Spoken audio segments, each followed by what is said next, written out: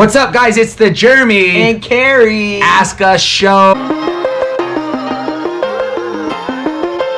What's up, guys? We are back for another edition. We got a great question today. This one can stump you at any moment or time, but if you have a plan, you're probably gonna win the day. And it takes practice. Do you always meal prep or plan your food out? And if you're in a pinch without food, what are your go-to quick food grabs from the store or wherever you're at? Oh, guys, again, I've been doing this for a minute, and so there was a time that meal prepping was absolutely necessary, because you can't think on the dime if you're getting into it and you're brand new. You're kind of like, okay, I got to plan this out, so I got to meal prep. So that is absolutely a must if you're just getting started with learning how to eat, how much protein, carb, and fat in your meals, dividing it up, setting yourself up for success. Now, because I've been doing it for so long, I very much understand what my body needs, how much fuel my body needs. But the key is to have things that are ready, I guess it's kind of meal prepping, in your fridge, ready to go, so I can grab it in a pinch, so it's in there. So I also don't buy food that I know can be overconsumed, not good for my body. So like, there's no more chips in my house, there's no ice cream. You don't buy ice cream. You're setting yourself up for failure. You don't buy bags of chips, right? For the party, you might get them, take them to the house, leave them there, you head home. Now, I'm gonna let Jeremy answer his, do I meal prep? And then Jeremy, we're gonna come back to, if in a pinch, what do you do? Because I had an experience just this past weekend that allows me to answer this question easily, quickly, and fastly. Here we go. Jeremy, do you meal prep? I would say, from a traditional standpoint, I would say I don't meal prep, but I do categorize my food processes throughout the day. So let's at the grocery store. So explain that real quick, though. You don't traditional meal prep. So what? So really I don't meal cook. prepping? Like, when I think about meal prep, is on Sunday I cook all the food that I'm gonna eat for the week. Yeah. And so I don't do that. Yeah. Okay. Same here.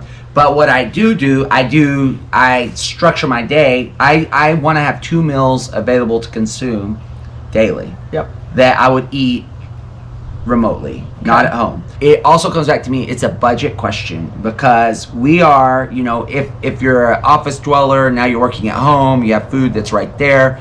That's a different scenario, but I'm remote in my car pretty consistently, right? So I'm always kind of out and about. So when it comes down to, like, I can always jump into a Whole Foods, a Central Market, and grab something, but now it's a budget question. I'm spending 5 times the amount of money that I would make chicken salad at home versus getting it at Central Market. Pre-made. And so that's where my priority shifted to say, hey, I want to save. I'm not going to overspend on food, because I can simply bring 2 meals with me a day. Convenience. And so now we're saving on money, on time, driving around, wasted time, when you can be more intentional and focused about what it is that you're doing. So grocery shopping is what I'm hearing. Same here. We grocery shop, thinking ahead about our week, what we're gonna need. Always there's 1 or 2, minimum 1. I don't know if you do a protein shake at any point during your day, but I know that I'm fueling at 1 thing that's giving me a minimum of 24 protein, and it's coming in a shake style fashion. That's about 240 calories, 24 carbs, 5 fat, and it's all right there. Now, that's a meal, right? Or a small meal, right? But that's fuel. So I'm getting that. But then outside of that, I'm making sure that I have the things in my kitchen that I can easily prepare my salads, or throw something, if I'm around a stove or something, on the stove to quickly cook up. Again, it takes time and effort to meal prep, to get it down so you foundationally understand what your body needs, the fuel your body needs to get the results that you want. Our second part of that question was, what do you do in a quick pinch? Quick pinch. Was out and about this weekend, did not food prep, bring food too much with me, had a few shakes and stuff like that. So ran into HEB, grabbed a pre-made salad, right? They do come with the dressings. You have the option not to do that. Went and also picked up some additional protein that was already pre-chopped up, chicken breast that was already cut, to add to my salad to get an extra punch. Picked up a already pre-made guacamole and some nuts and seeds, because I knew I'd need that to fuel later. It wasn't having that right there. and then picked up 1 apple. So now I went in and got Whole Food Nutrition in a pinch, which now places are so conveniently offering us pre-made things. Now, the cost thing steps in. However, you know, you get what you need. And then I was having I pre-bought extra snacks. So I was like, yeah, I'm gonna need something for tomorrow. So I already pre-bought a few extra things. So going into the store, where are you heading first? I say go straight over to the vegetable section. You can even do split peas. You can even get the broccoli cauliflower mix. And if you wanna dip it in a dip, you're still eating vegetables, better for you. So let's take it now. You had a grocery store option. Let's cut the grocery store out. Say that's not even an option. Okay, convenience store. Yeah, you have like convenience store or whatever's left to your devices that's there on site. Convenience store, I'm going to go in. I'm still going to probably find some raw almonds. It's packaged, right? Then always be careful. Fat. 3 almonds is a gram of a serving of fat. So I would say right here, your thumb.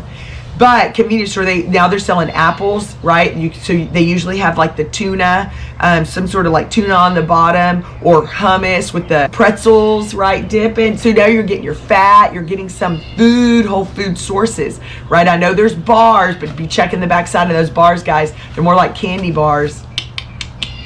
Beef jerky, now they're selling more goods, you know, beef jerkies in the stores. Yeah. What are you picking up? I like the beef jerky for sure, but I'm gluten free, so the quality of gluten or the beef jerky is important because a lot of them put soy in it.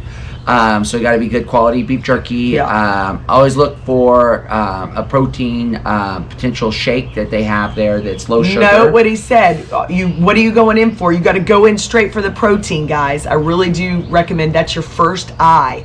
Where's the protein? Now that I do more like a modified like keto, pork grinds in Texas, they always got that pork grinds. So high fat, protein, low carb. That's another awesome go-to. So a lot of spots in Texas, maybe not nationally, but pork grinds in Texas for sure. And then I like the way modified keto. So notice, guys, don't make it so easy to go grab the drink and you forgot to flip it over and it's got 24 protein, but it's got 33 sugar carbs.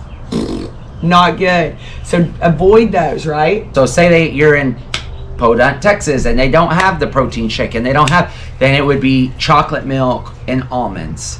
So I wouldn't drink the whole bottle. I would drink half the bottle, and then I would counter the sugar with the almond fat. So that's how I start to look at it, because that's what I get back to is whenever we look at the lens, when we start to think about carbs, proteins, and fats, and why we're focusing on protein and fats, because that's going to keep your blood sugar levels down, no insulin spike. And so traditionally in the zone, you keep yourself in the zone, and that will keep you balanced on your blood sugar levels and keep your fat storage down and keeping you lean, looking good. So the way that I look at it is, what's my protein, what's my fat, and thirdly, what's my carb, right? And then we look at quality of the ingredients, what is real food versus what is packaged. But most convenience stores have some nuts, and they have some beef jerky, and they have chocolate milk. Or, yeah, I get the chocolate milk. You can get probably the just basic milk. I just like chocolate milk because it tastes good. Extra sugar, though. It does. So kind of balance that depending on what your goals are. But in any situation, you typically can make it work for you. You just got to be intentional and focused on what it is that you're looking at. But that question, like, there's nothing to eat, and that's just a lie.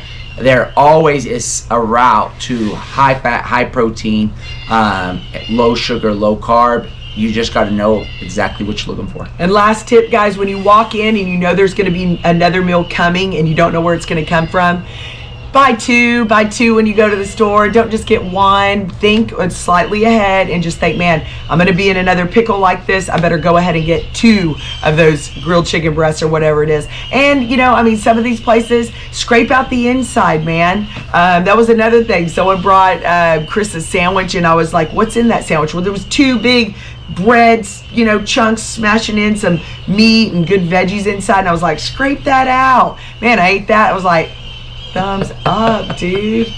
Awesome, guys. Thank you for your questions. We'll be back. Send them in. Let's go. All right, guys. We'll see you later.